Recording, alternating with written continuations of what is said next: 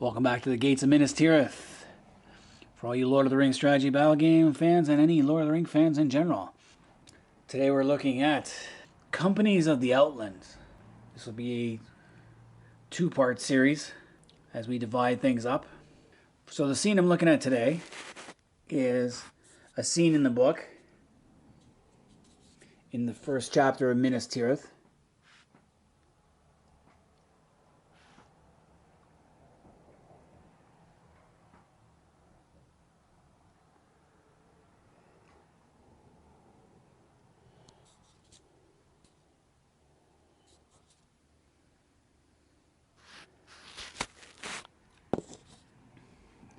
And in this part of the chapter, the companies from the Outlands come to the aid of Minas Tirith. Now they approach from the south. These are troops from the southern fiefs and provinces.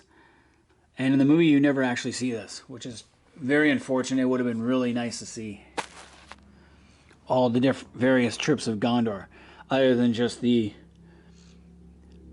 regular troops from Minas Tirith and the Citadel guards that you've seen. Fortunately, Games Workshop came up with a few of their own. So in the scene, Pippin is talking to Baragon's son Birgil, and Birgil says that the Outland companies are due to arrive. So Pippin leads Birgil outside the city walls because Birgil can't go unless he's accompanied by an adult. And Pippin passes for one because he's got all the passwords. So there's a huge amount of people in front of the gate. And they cheer each Outland company as it arrives. So the first one you get is Forlong the Fat.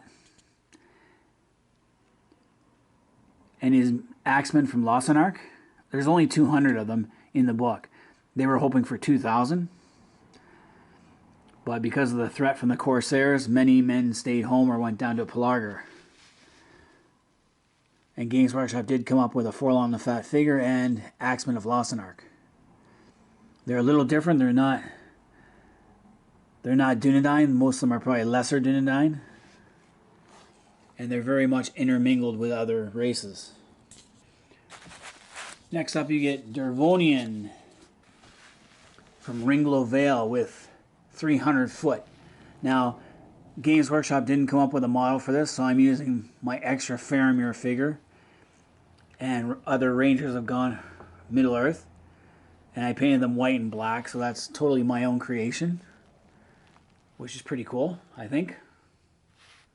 I love the color design of these guys that I chose at the time. Next up you get from Morthon, the Great Blackroot Vale. You get 500 bowmen, led by Duinhur and his sons Duilin and Durufin. Games Workshop did come up with a Duinhur, but unfortunately they never had his sons. And they do have a Blackroot Vale command. So if I don't have that, but if I did, that would be his sons. And I use Rangers of Gondor as a color scheme.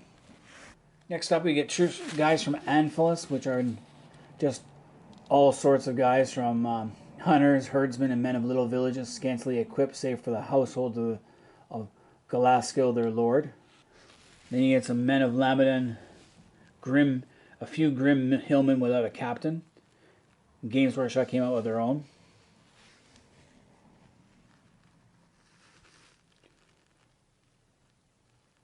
Fisher folk of the Ether and some 100 or more spared from the ships. I don't have any ship guys that look like ships, so I just use Rangers. And then Herluin the Fair. I'm using another Damrod that I had. From the Pin of Jellin with 300 of gallant green clad men. I don't know what gallant green looks like, but I used a different kind of green for that. And then finally you get Prince Amroth with a company of Swan Knights. So I have a full box set of those. We'll get into that later. And he comes bearing 700 men-at-arms. I only have 4, but we'll get into that later. This scene never happens in Lord of the Rings the movie, The Return of the King. Unfortunately, it would have been one of those things I wanted to see. But Games Workshop does come up with their own models. They have Forlong the Fat, Angbor the Fearless, and Duinhur. Now, Angbor the Fearless you'd never meet until the Battle of Linhur, where Aragorn with the army of the dead comes down to the fords of Linhur, where Angbor the Fearless is fighting the Corsairs of Umbar and the Haradrim. And you don't learn about that until the last debate, when Gimli and Legolas are rehashing the story of how they got there. And so on the third day we came to Linhur above the mouth of Gilrain. There men of Lamedon contested the fords with the fell folk of Umbar and Harad who had sailed up the river. And it talks about how they all fled because of the dead, except for Angbor, that's why he's called the Fearless. And then he comes riding up. He never appears in the Battle of Pelennor Fields, but he does come up with 4,000 men from the Fiefs. So he doesn't actually go to the Battle of the Black Gate either. He doesn't arrive in time. But he does bring reinforcements. Now in the Battle of the Pelennor Fields, Forlong the Fat, he falls in battle, as does Duinhur with both his sons. So it is a very tragic battle. So anyway, I got these from the Games Workshop store. They were releasing them as Lords of the Fiefdoms. And they used to come in their own, so they come in their own blister pack. They are, Forlong is metal. They're all metal. They're actually pretty good to paint up.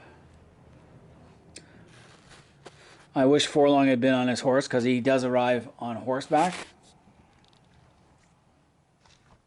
Like I said, Angbor doesn't show up to the Battle of Pelennor Fields, but he is at the Battle of the Fords of Linhur. So very interesting.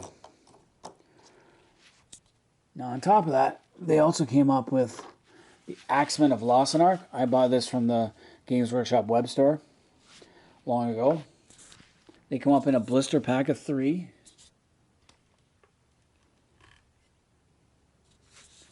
All metal.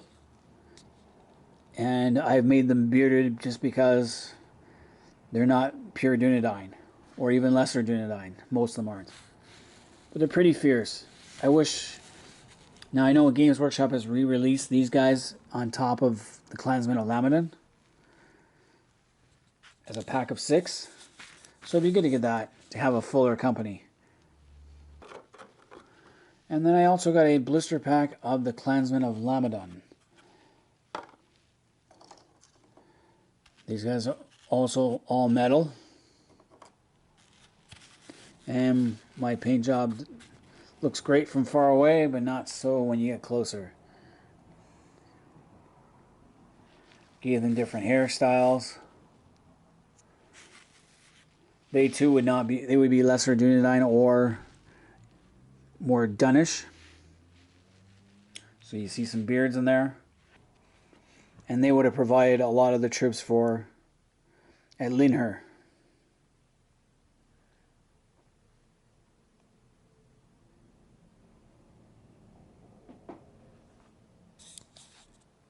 So there we have it. We have the Outland companies the Games Workshop provided.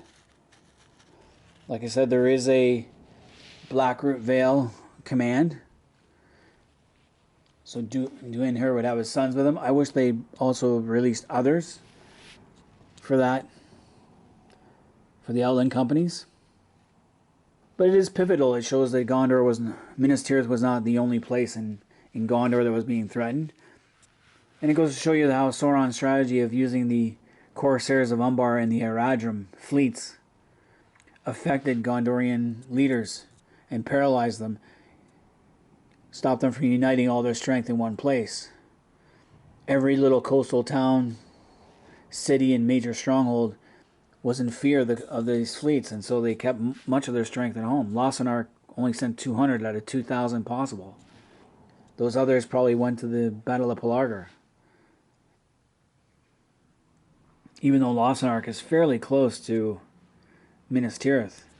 But anyway, that's our look at the Outland companies and the Lords of the Fiefs. All you Lord of the Rings strategy battle game fans, let me know who you guys would like to see them add from the Outland companies. Should they have more of the bowmen, the gallant green men from the Pinetjellan, the men from Anfalis, the Ether, and the ships?